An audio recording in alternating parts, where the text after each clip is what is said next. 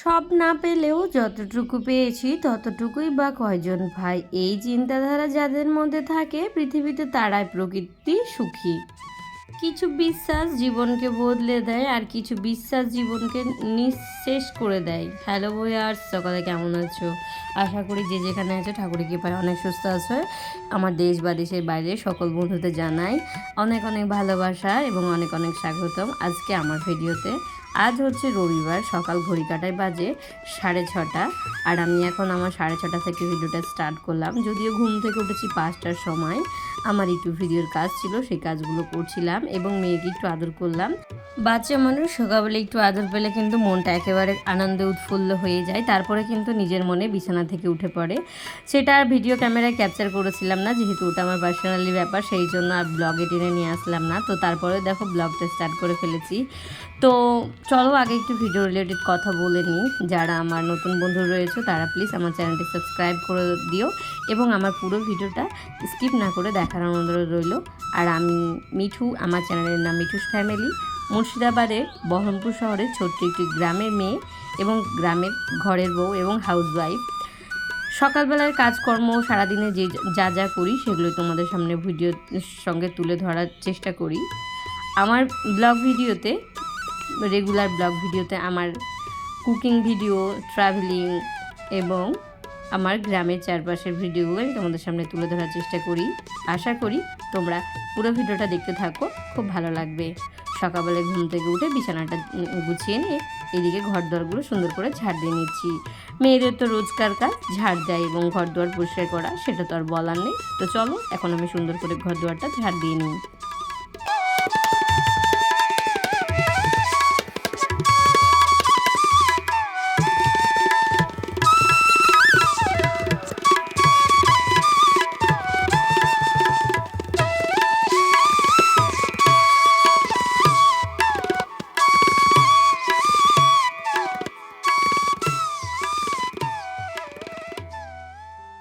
দেখো বন্ধুরা, এইদিকে আমার ঘর দোয়ারটা সুন্দর করে ঝাড় দিয়ে পরিষ্কার করে নামানো হয়ে গেছে। গ্রামের বউদের রেগুলার সকালকার কাজকর্ম তো ঝাড় দেওয়া, বাসন মাজা, সার্ফ কাচা, এগুলোই সকালবেলায় যেহেতু হয়ে থাকে। তো এই যে দেখতে পাচ্ছ সকালবেলা কিন্তু ঝাঁটা ধরে নিয়েছি। আর যেহেতু আমাকে অনেকটা ঝাড় দিতে হয়, সবটা হয়তো তোমাদের সঙ্গে ভিডিওতে শেয়ার করতে পারবো না, যতটুকু পারবো ততটুকুই শেয়ার করব। তো চলো, ভিডিও শুরুতে একটা কথা বলেছিলাম, কিছু বিশ্বাস জীবনকে বদলে দেয় আর কিছু বিশ্বাস জীবনকে নিঃশেষ করে দেয়। ওই বিশ্বাস জীবনকে বদলে দেয় তার কারণ কি জানো তো? মানুষ হয়তো তোমার কাছে এসে যখন তার প্রয়োজন থাকবে কান্না করে হয়তো তার নিজের মন চোখের জল দিয়ে এবং মনটাকে করে দিয়ে গলিয়ে নিয়ে তোমার কাছ থেকে হয়তো কিছু টাকা কিংবা কোনো কিছু ধার হয়তো নিয়ে চলে যাবে। এটা হচ্ছে কিছু বিশ্বাসের জীবনকে বদলে দেয়। মানে আমার জীবনে আমি ভেবেছিলাম আমি কাউকে কোনো দিন টাকা ধার দিব না এবং কাউকে কারো কোনো হেল্প করব না, এরকম একটা ভেবে থাকি। কিন্তু বিশ্বাস করবে না, মানুষ এমনভাবে বিশ্বাস করিয়ে নেয় যে তোমাকে হয়তো বলে বোঝাতে পারবো না। সেই জন্য বললাম জীবনকে পুরো বদলে দেয়। আর কিছু বিশ্বাস জীবনকে একবারে নিঃশেষ করে দেয়। তার কারণ কি জানো তো? যখনই মানুষ বিপদে পড়বে তখন কিন্তু একেবারে নর্মাল মানুষের মতো নিয়ে যাবে এবং তোমাকে নর্মাল মানুষের মতো বুঝিয়ে বলবে, এবং যখন সেই বিপদটা থেকে উদ্ধার হয়ে যাবে তখন কিন্তু সে একেবারে গর্জন করে আওয়াজ করে বলবে এবং তার বদলে তোমাকে শুধু লাঞ্ছনা এবং উঁচু গলায় কথা তোমাকে শুনতে হবে। সেই জন্য আমি কথাটা হয়তো তোমাদেরকে বলেছিলাম, আজ মানুষকে যে বিশ্বাস করবে, মানুষকে বিশ্বাস করার মতো পাপ কাজ মনে হয় আর এই দুনিয়াতে কিছু নেই। যেই মানুষকে বিশ্বাস করবে, মনে করো তুমি পাপ করে নিয়েছো মানে ওই যে বিশ্বাস করে তুমি কিছু টাকা মানুষকে দিতে পারলে, সেই টাকা যে তুমি আর মানে তোমার ওই দেয়াটাই হচ্ছে পুণ্যের কাজ আর নেয়াটা হচ্ছে তোমার পাপ কাজ। এরকমই একটা ব্যাপার আমার সঙ্গে ঘটে চলেছে। তো এই জিনিসটা না আমি অনেক দিন থেকে ভাবছি অ্যাভয়েড করে যাব, মানুষের উপকার করব না, কিন্তু মানুষ এমনভাবে এসে পরিস্থিতি জানায় যে আমি না সেই জায়গাটা থেকে সরে আসতে পারি না, আর আমার মনটা একেবারে নরম, আমি মানুষের কথায় গলে যাই। এদিক থেকে তোমাদের দাদাভাই একেবারে স্ট্রেস, তোমাদের দাদাভাই একদম এই বিষয়গুলো অ্যাভয়েড করে চলে। তো তোমাদের সঙ্গে গল্প করতে করতে কিন্তু আমার এদিকে শার্প টার্পগুলো কাঁচা হয়ে গেছে, আর এদিকে আমি সান্ধান করে নিয়েছি। এখন ঠাকুরের জন্য ফুল পেড়ে নেব। আর এই যে আমাদের গাছে টগর ফুলগুলো দেখতে কিন্তু খুব সুন্দর লাগে। আর এই যে আমাদের সব রকমের ফুল গাছ বাড়িতে রয়েছে, আর প্রচুর পরিমাণে ফুল হয়। এর আগের দিন তোমাদেরকে শেয়ার করেছিলাম যে আমাদের কতগুলো ফুল হয়, সেগুলো হচ্ছে বিক্রি করতে দেওয়া হয়। আর এই যে ফুল পাড়ছে, আর এদিকে ধপাস করে আম পড়ে গেছে। আর এই গাছ থেকে পাকা আম পড়া খেতে যে কি স্বাদ লাগে তোমাদের হয়তো বলে বোঝাতে পারবো না। গ্রামের বাড়ির এগুলোই হচ্ছে সুবিধা, জানো তো। গ্রামগঞ্জে আমাদের কোনো কিছুই এখনও পর্যন্ত লিচুও কিনে খেতে হয়নি, আমও কিনে খেতে হয়নি। যেহেতু পিসির লিচু গাছ ছিল আমাদের দিয়ে গেছে, এবং আম গাছটা আমাদের নিজেরই রয়েছে, সেই জন্য আমাদের কিনে খেতে হয়নি। আর এদিকে দেখো বাজারে কিন্তু প্রায় মানুষ কিন্তু ফুল কিনে নিয়ে ঠাকুরকে পুজো করে, আর এইদিকে আমরা আমাদের ঘরের ফুল দিয়ে কিন্তু পুজো করে নিই। আর এই যে বেদানা গাছে কি সুন্দর সুন্দর ফুল এসেছে, তোমাদের হয়তো বলে বোঝাতে পারবো না। আনন্দগুলো তোমাদের সঙ্গে শেয়ার করছি।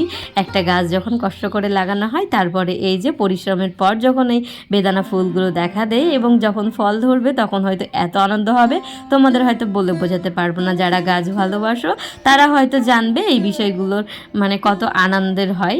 তো সেই জন্যই তোমাদের সঙ্গে তুলে ধরলাম। আর এই বেদানা গাছটায় কতগুলো ফুল এসেছে, এই যে দেখো, আর কত সুন্দর লাগছে, তাই না বলো? যদিও ফোনে তোমাদের সঙ্গে ভালোভাবে শেয়ার করতে পারিনি, তার কারণ কি বলো তো, অরিজিনাল দেখা আর এই ফোনে দেখা অনেক তফাৎ। তো আমার তো খুব ভালো লাগছিল, আর চিৎকার করে করে বলছিলাম মেয়েকে যে এইগুলো হচ্ছে বেদানা হবে, আর মেয়ে শুনছিল যে আমি ভাঙবো একটা, যে না এখন না, পরে। তো আমার মেয়ে না যেহেতু ছোটো, সেই জন্য না ও ভাঙার জন্য হাতটা লুক করে, ওকে সাবধানতা করে রাখা হয়, তবুও জানি না কখন টুক করে না পেরে নেয়।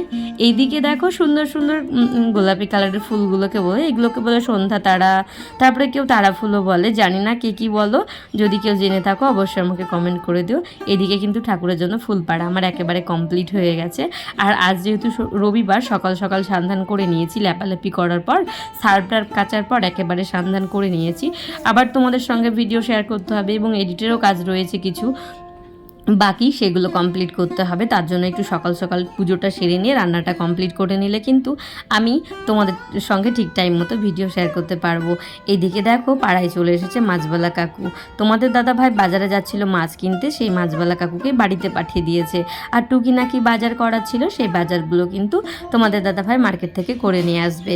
আর এই যে মাছগুলো এখন আমার বাধ্য হয়ে স্নান করার পরে মাছটা আমাকে ছুতে হলো, তারপরে যে আবার হাতে সাবান টাবান দিয়ে কিন্তু আমি এখন ঠাকুর ঘরে যাব। তার কারণ মাছ ছুঁয়ে কিন্তু ঠাকুর ঘরে যাওয়াটা আমার একদমই ভালো লাগে না। যেহেতু স্নান করে আছি, আবার চেঞ্জ করব, সেই জন্য হাত ধুয়ে আবার চলে গেলাম ঠাকুর ঘরে। মন শুদ্ধ তো সব শুদ্ধই, কিন্তু কেমন একটা লাগে মাছ ছোঁয়ার পর।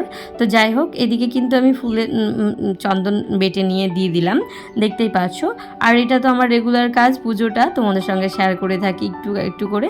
আর এই যে আজকের ওই যে আম পড়েছিল না, তোমাদের সঙ্গে শেয়ার করলাম, সেই আমটাই আজকে ঠাকুরের ভোগে দেব। এই যে আমটা আমার সুন্দর করে কাটা হয়ে গেছে, ঠাকুরের ভোগে কিন্তু আমি সাজিয়েও দিচ্ছি। আর এই যে এবার হচ্ছে ফুলগুলো আমি সুন্দর করে ঠাকুরের চরণে দিয়ে নেব।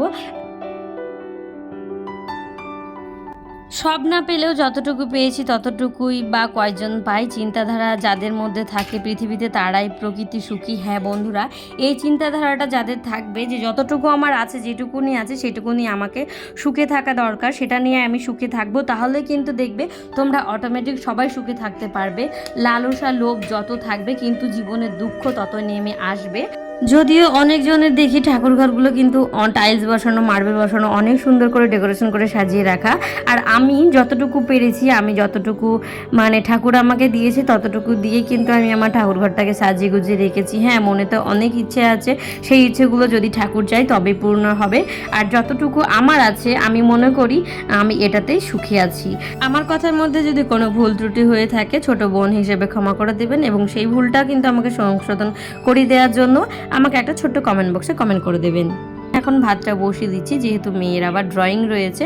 আর যেহেতু রবিবারে মেয়ের আঁকা থাকে, তো সেই জন্য 10টা থেকে আঁকা আছে, তো ভাতটা একটু আগেই বসিয়ে দিলাম। আর এদিকে বাজার থেকে তোমাদের দাদা ভাই নিয়ে এসেছে ডালপুরি, তো সেটাই বাজারের লুচি, এটাকে ডালপুরিই বলে আমাদের এখানে, ভেতরে একটু করে ডাল ভরা থাকে, তো সেই জন্য ডালপুরি বলা হয়। এদিকে মেয়েকে একটু দই এবং একটা লুচি খাইয়ে দিয়ে পাঠিয়ে দিলাম ড্রয়িংয়ে।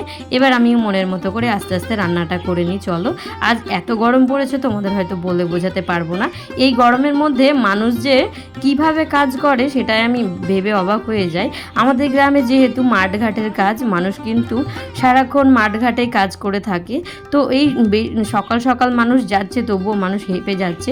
কয়েকদিন আগে একটা লোকের মানে হার্ট অ্যাটাক হয়ে গেছিলো। সেটা মানে তোমাদের আর কি বলবো, এত গরম পড়েছিল যে মাঠ থেকে গিয়ে সমবয়সী আমাদেরই প্রায় 28-30 বছর মতো একটা বয়সের ছেলে, তো মাঠ থেকে এসেছিল, তার একদম স্ট্রোক টাইপের হয়ে গেছিলো, তোমাদের হয়তো বলে বোঝাতে পারবো না।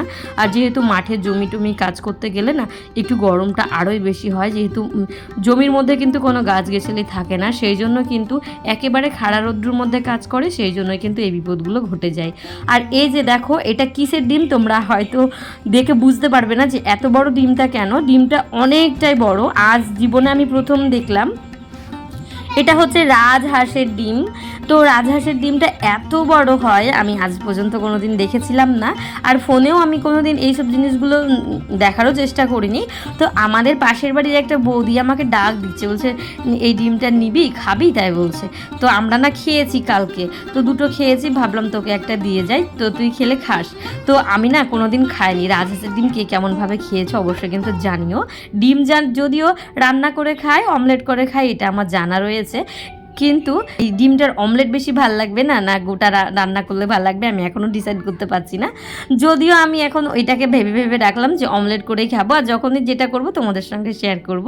তো এই জীবনে প্রথম হাঁসের মানে রাজহাঁসের ডিম দেখলাম। এমনি হাঁসের ডিম দেখেছি, দেশি ডিম দেখেছি, যেহেতু ওগুলো আমাদের বাড়িতেই রয়েছে, কিন্তু রাজহাঁস কখনো আমি মানে ওই রাজহাঁসের ডিমটা দেখিনি। অনেক ছোটোবেলায় আমাদের গ্রামে একজনের বাড়িতে ছিল রাজহাঁস, তো সেখানে রাজহাঁসটা দেখা হয়েছিল, কিন্তু তার ডিম কখনো আমার নিজস্ব চোখে দেখা হয়নি।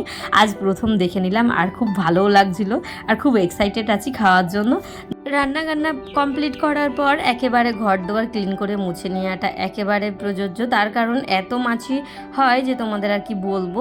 সেই জন্য কিন্তু আমি রান্নাবান্নার পর ঘর দুয়ার মুছে নিয়েছি। আর এদিকে আমার অবস্থাটা দেখো, প্রচণ্ড গরম লাগছে, মনে হচ্ছে আমারই না স্ট্রোক হয়ে যায়। তোমাদের হয়তো বলে বোঝাতে পারবো না, তারপরে ব্লগটা কন্টিনিউ করে যেতে পারিনি।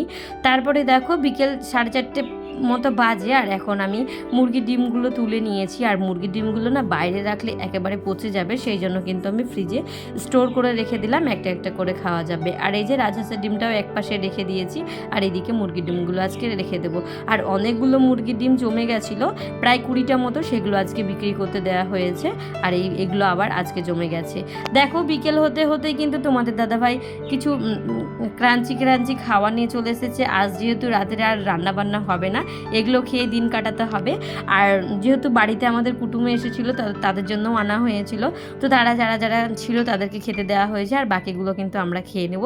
এভাবেই আজকে আমাদের রাত্রিটা কিন্তু কেটে যাবে। তো চলো এখন হচ্ছে যেগুলো খাবো সেগুলো বাইরে রাখবো, যেগুলো খাবো না সেগুলো হচ্ছে টিফিন কৌটোতে ভরে ফ্রিজে সুন্দর করে রেখে দেবো। টুকনিয়াকি করে মেয়েকে একটা একটা করে দেয়া হবে যখন তখন, যেহেতু বাড়িতে ছোট বাচ্চা থাকলে না খাওয়ারের মানে ওর এমনিতে চাহিদাটা কম, আর এইসব জিনিসগুলো থাকলে একটা একটা করে দিয়ে নিলে কিন্তু এই গরমের মধ্যে একটু জল খেয়ে নিলে কিন্তু পেটটা ভরে যাবে। এইদিকে দই ছিল, আবারও তোমাদের দাদাভাই দই নিয়ে এসেছে, আর যারা আমাদের বাড়ি এসেছিল তাদেরকে কিছু আম কেটে দেওয়া হয়েছে, এবং ওই মিষ্টি ঠান্ডা আনা হয়েছিল সেগুলো দেওয়া হয়েছে। আর এই যে দেখো সেই বাসনগুলো কিন্তু আমি রাত্রে মেজে নিলাম, আর এই বাসনগুলো মাজতে গিয়েই পুরো একেবারে শেষ আমি। এত গরম পড়ছে যে তোমাদের আর কি বলবো। আজ বৃষ্টিও নেই, কোনো কিছু নেই, আর একদম গুমট ধরে আছে, বাতাসও নেই। তো এই যে বন্ধুরা দেখো, আমার কিন্তু বাসনপত্রগুলো সুন্দর করে মেজে ধুয়ে কমপ্লিট করে নিয়েছি, আর এই যে বাসনগুলো সুন্দর করে সাজিয়ে রেখে দিয়েছি। আজকের মতো ভিডিওটা এতটুকুই। আমার ভিডিওটা কেমন লাগলো অবশ্যই কিন্তু কমেন্ট করে দিও।